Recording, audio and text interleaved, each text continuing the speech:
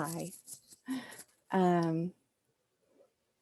Usually I do Safe Place, but because I was preaching, I asked Val to do Safe Place. And when I'm facilitating it, I'm focused on facilitating it. But when I was listening to it, I just like fell back into my Safe Place and I feel way blissed out. So I could just take a nap right now.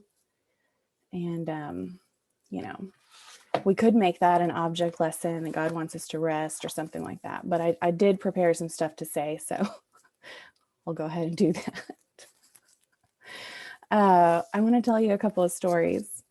And the first one is an Inuit story. It's a folk tale about death. It's called The Skeleton Woman. So the people say that a long time ago, there was a woman or a girl, and she did something that made her father very angry. And he took her up to the top of a cliff and he threw her off into the sea below. And she drowned. And over the years, the water and fish, and the sea creatures did all their work until she was just a skeleton at the bottom of this cove. And everyone said that the cove was haunted, and so no one would go there to fish.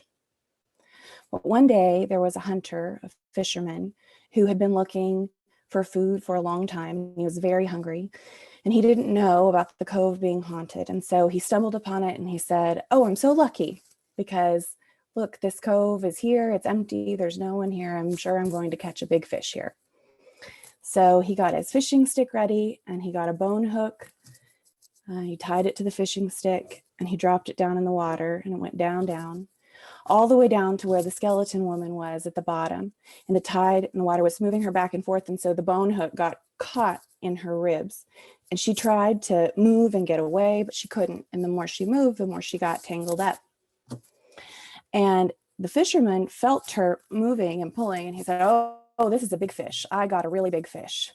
And so he starts pulling her up and he's very excited. This fish is going to feed him for a long time. So he turns around to get his net and he turns back, and instead of a big fish coming up out of the water, he sees this terrifying skeleton coming up out of the water looking at him. And she's standing up because he's, got her by the fishing hook, by the line, and he starts rowing for shore as fast as he can because he's scared out of his mind. But because she's still attached to the hook, every time he looks back, it looks like she's running after him on the water. And so he's like, go, go, go. And he gets to the shore and he takes his fishing pole and his net and he starts running across the shore. And he's like, oh, surely I'm going to get away from her now. But because she's still tied up to the hook, she just goes bumping along after him, like bump, bump, bump, all over the rocks. And every time he looks back, there she is right behind him. And finally, he makes it to his snow house and he crawls through a little snow tunnel. He gets into the house. It's very dark and now it's quiet. And so he thinks, okay, I've lost her. She can't get me in here. And after a little while, he's cold. He lights a fire. And then in the light of the fire, he sees that the skeleton woman is in his snow house with him. But now that she's still and now that he's safe, he thinks she doesn't look so scary.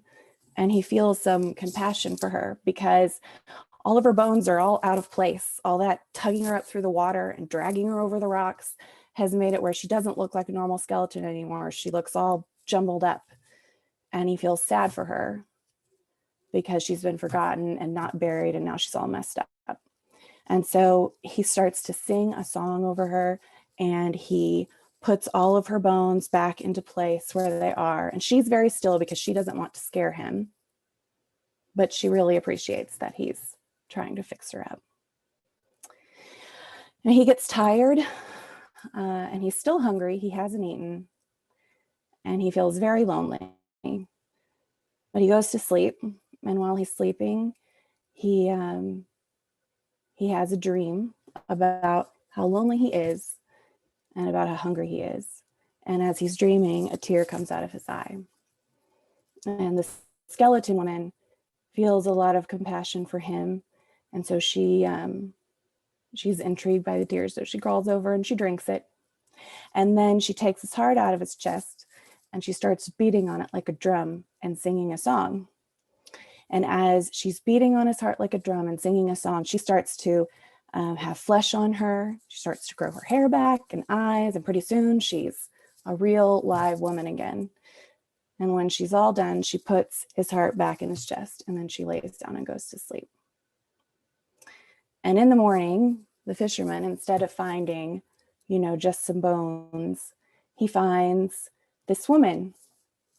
And he's so happy because now they're not alone. She's so happy because instead of being thrown away and rejected, she's been taken in and loved. And because she came from the sea, she has an affinity for talking with all the sea creatures. And so they never go hungry again. And this is the story that the people tell. And that's all they know about it. This is a different story. This is a story from God's word. So Jesus and his followers had gone up to Jerusalem for a religious festival. And before they went up, Jesus had brought Lazarus back to life. And so there was a huge crowd of people following him. And the religious leaders were nervous and upset because they said, we can't do anything. The whole world is going after him. So among some of the people who went up to worship at the religious festival were some Greeks. And they came to Philip, who was one of the followers of Jesus. And they said, we would like to see Jesus. And before taking them to see Jesus, Philip went to Andrew, who was one of the other followers of Jesus, and they talked, and then they went to Jesus. You see, the religious leaders had been saying that they wanted to arrest Jesus, and so anyone who saw him should tell them. So they went to Jesus to say, should we bring these Greeks to you? Maybe also it's very exciting that people from far away were now hearing about Jesus and asking to see him.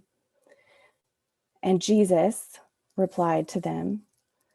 He said, the hour has come for the Son of Man to be glorified. He said, unless a grain of wheat falls into the ground and dies, it will remain alone. But if it dies, it will produce many, many seeds, many, many grains of wheat. He said, whoever serves me must follow me. And where I am, that's where my servant will go. And he said, now my soul is troubled. And should I say, Father, save me from this hour? He said, no, it's for this reason that I've come to this hour. This is what I'm supposed to do. And he says, Father, glorify your name. And then a voice came from heaven and said, I have glorified it and I will glorify it again. And the crowd that was there heard it, but some of them said that it had thundered, and some of them said that the voice of an angel had spoken to him. But Jesus said, this voice wasn't for me, this was for you. He said, the ruler of this world is about to be driven out. And when I am lifted up from the earth, that's when I will draw all people to myself. And after Jesus had talked to them, he departed and he hid from the crowds and he didn't appear in public again. And that's a story from God's word.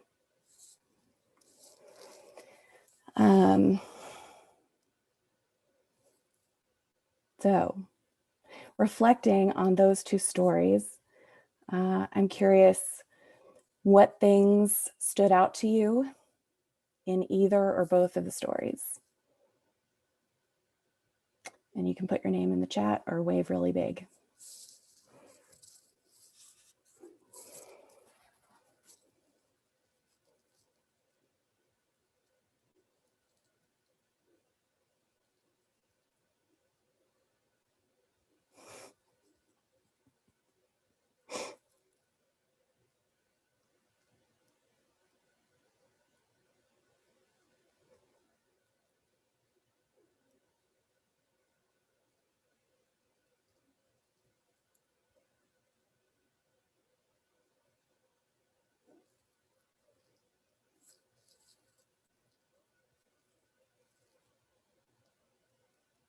Oh, hey, Charles, I'm sorry. You're so tiny. You didn't Charles up to the screen. I'm sorry. Hey. Oh, give me a minute and I'll Charles, don't worry. I'm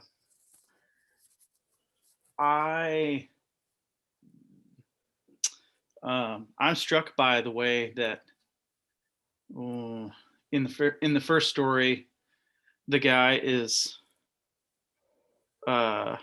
pursued by this, well, I don't know, what is, at least to me, a symbol of death, and runs from it and is scared of it. And that symbol of death ends up being a source of life and community and connection and provision for him. And how in the second story,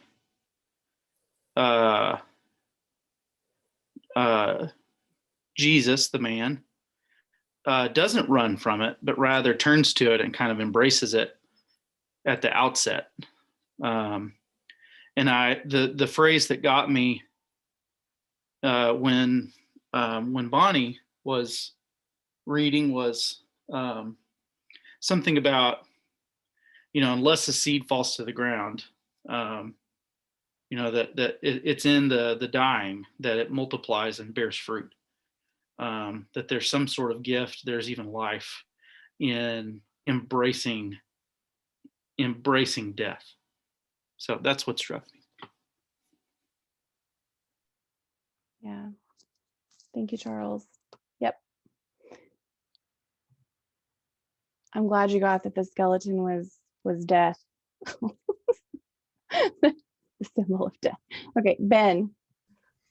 I should have waited for Charles to say something before I put my name, because it was essentially exactly the same thing. So what Charles just said, and I'm not present enough to come up with something else.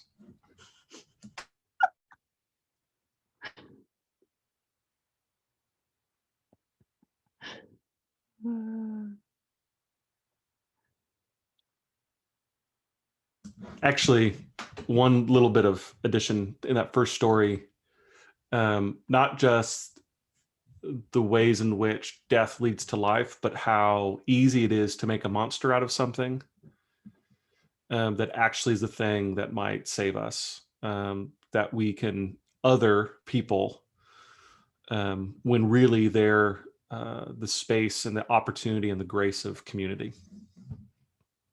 Mm-hmm. Yeah. I read that story in a book full of just different folk tales from different cultures, and that one it just really stuck with me. There's a lot of stories in the book, but that one just really stuck with me. I think it stuck with me probably for the last 6 months, and I read it to Ryan, and he was like, "Where is this going?" Just taking his heart out of his chest, like all kinds of crazy things are happening here. But yeah, like it just, I don't know, it has just stayed in my mind, partly because of that picture of the man running from, what he thinks is chasing him, and really the only reason it's chasing him is because he's running from it. And if he would stop, it would stop chasing him, and it would be, a source of life to him. Yeah, I think that's really, really interesting. So we already touched on this a little bit. Are there other parallels that you see between the stories, or?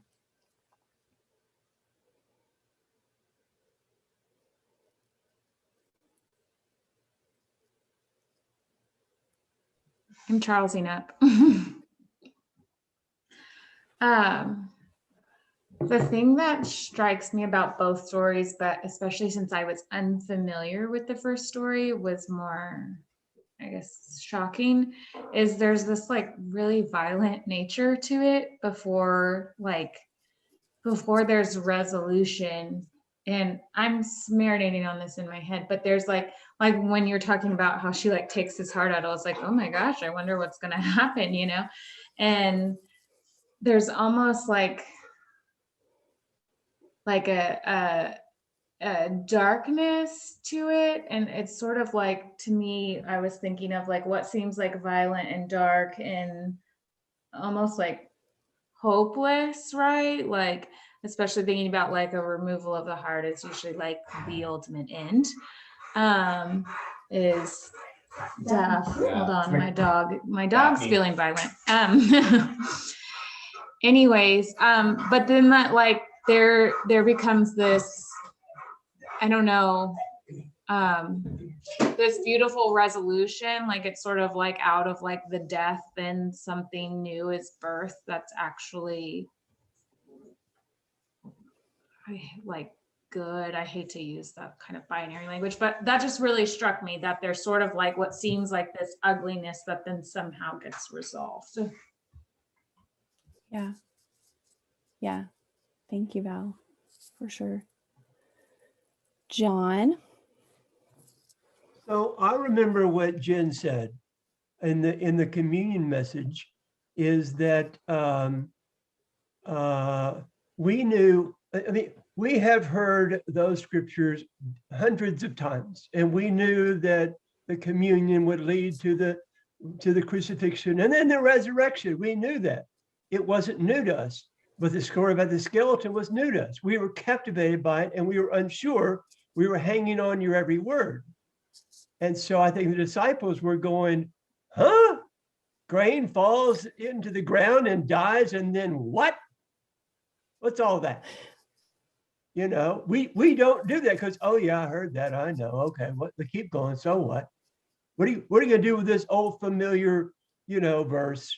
What life can you bring to that dead story? Contrasted, the other one was kind of like, this is totally fresh and crazy. And we don't know what to make of it. We haven't heard 75 different preachers, drone on about the parable of the sower, and it means this. And sweet Jesus, the 10 virgins. That doesn't mean anything. But there's 5,000 or Revelation. This means. You know what I'm saying? We know what those means because we've heard so many versions of it. We don't know nothing about no skeleton lady. Yeah. They didn't the first time. Yeah. The first time they didn't know that. Yeah. Yeah, I think that's a great point. Yeah, we're all like, seed in the ground. Yeah, dies, more seeds. Great. Gotcha. And at the time, in the context that they're in, like I think of them a little bit like I see a parallel of, oh, this is a really big fish. Jesus is a big fish. He is going to take care of us for a long time, and then they're like pulling him up and they turn around and they're like, oh, no, lots of death. Like Jen was saying, that you're going through this terrible thing, and they did not expect to be going through that. And I love how Jesus in the story says, these things are for your benefit, not mine, because he knows where he's going and he knows what he's doing. But he's giving them like words for the experience that they're going to have, that they just don't know they're going to have yet. And he's giving them things that they can look back and say, oh, okay, yes, I understand this. But you're right, John, there's this power to stories that we've not heard before. That's just different when we've heard it. And like you said, we've heard a million different interpretations of it. It kind of loses some of the impact of it. Anybody else?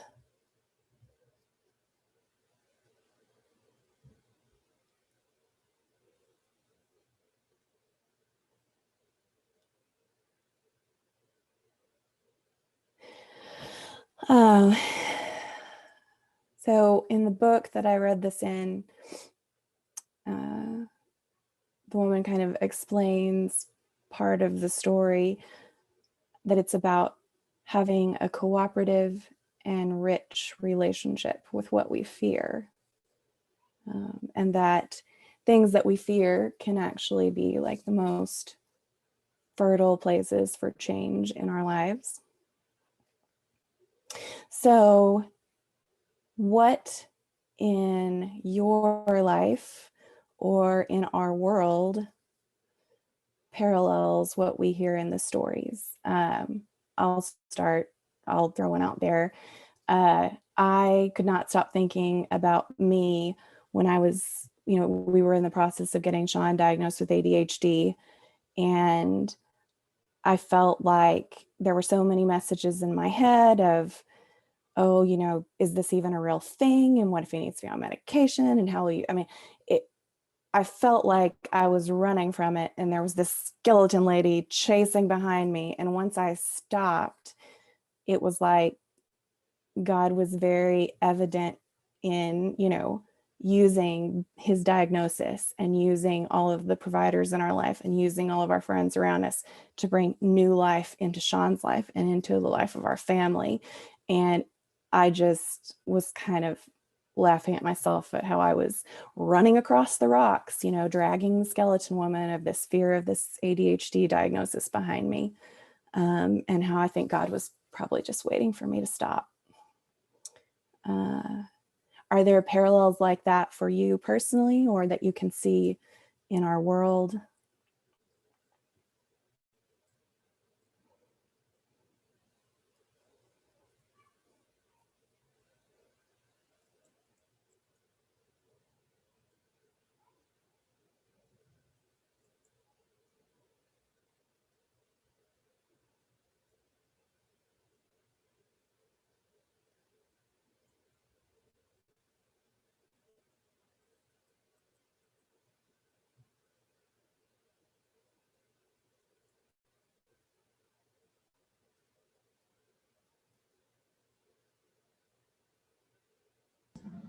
Okay, I'll go.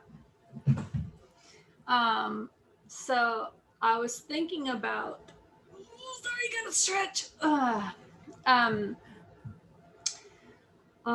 How I felt like the skeleton. When I was kind of figuring out my sexuality, 3-ish years ago, to the people around me, all of a sudden it felt like I was death. I was skeleton. I was the this death chasing, causing, I don't know, and I think the reality is that that they missed out on the beauty and the life and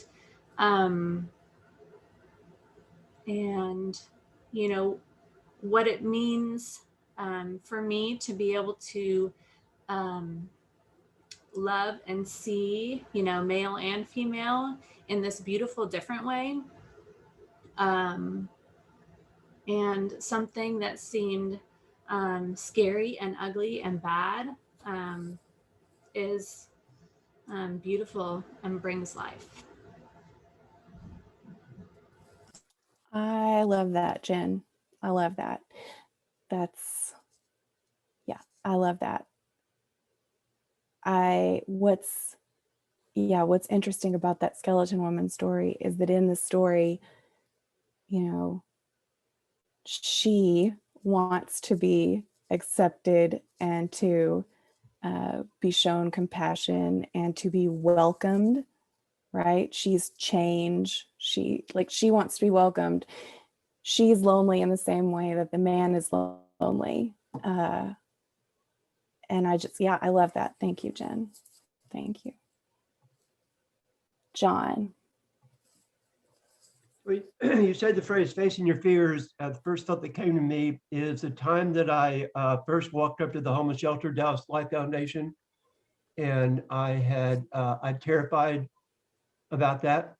I had struggled for weeks. I was staying 1, 2, 3 nights at this place, that place, this place, that place, finances coming and going, and had to face the music that I was running out of options, and I didn't know anybody that's homeless.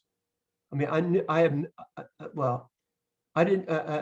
I had jobs where I worked at a convenience store, and I had relationships with them. I liked them, but it never anyway.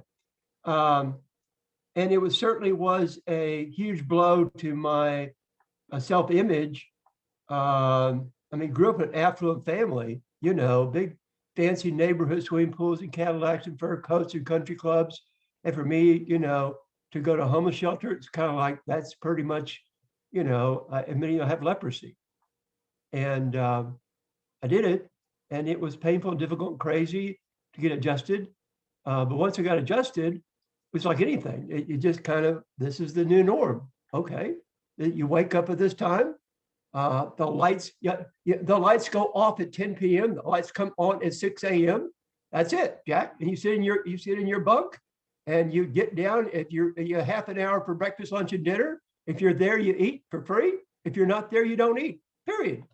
You walk in, you walk out. People look through your backpack. So you're not carrying drugs or guns. You go. It's kind of like you don't get to get out of your apartment. You get searched. And you got to pay, and you got to. You're just very regimented. But as we adjust to all that craziness, and who is safe and unsafe to be friends with, it's a weird new norm, and getting out of it was hell. And I'm so forever, never grateful for all the prayers of you folks. Otherwise, I wouldn't have gotten out and be in this nice apartment. Uncle Stan's paying 80% of my rent. That's because of God. Not because I was so clever. So with that, I pass. Thank you, John. Yeah, I think that's what you said and what Jen said. I mean, yes.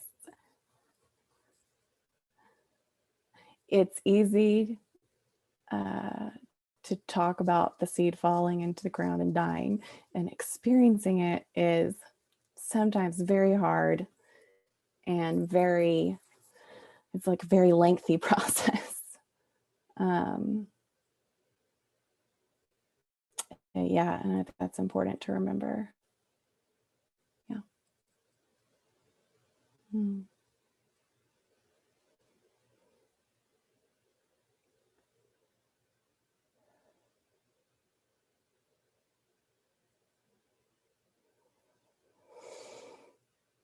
Well, I was listening to you guys so hard that I lost my last thing I was going to say. So,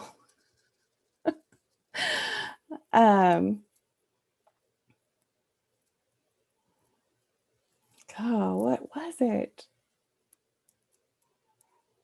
Does anyone have a last comment while I try to remember what I was trying to say?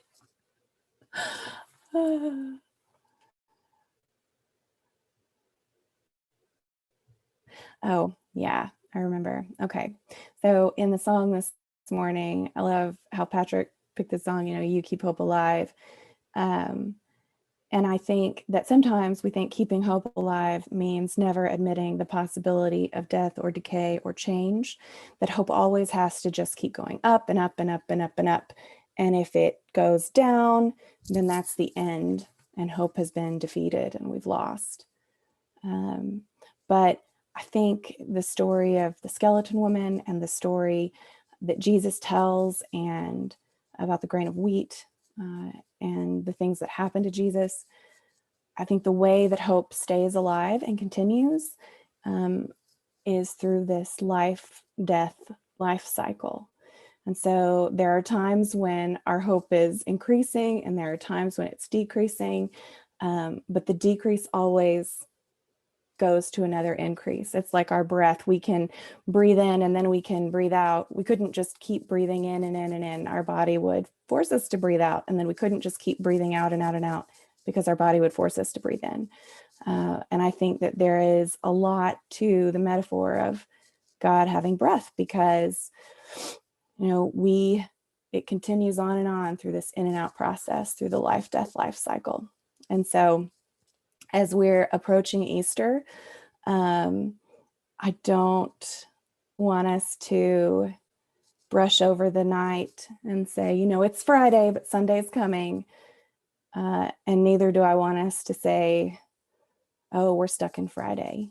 I think that what the stories are telling us is that we are free to embrace death as it comes, and then we're free to embrace life as it comes without being afraid that we're going to be stuck in one place forever. And I think that's the gift that God gives us, is that he goes on and on and on, and we go on and on with him. So I wanted to read a prayer The theme of our message series, of which this is the last one, is Have Mercy. When I was thinking about these stories, I was thinking about asking God to have mercy on me when I cling too hard to hope or when I cling too hard to death.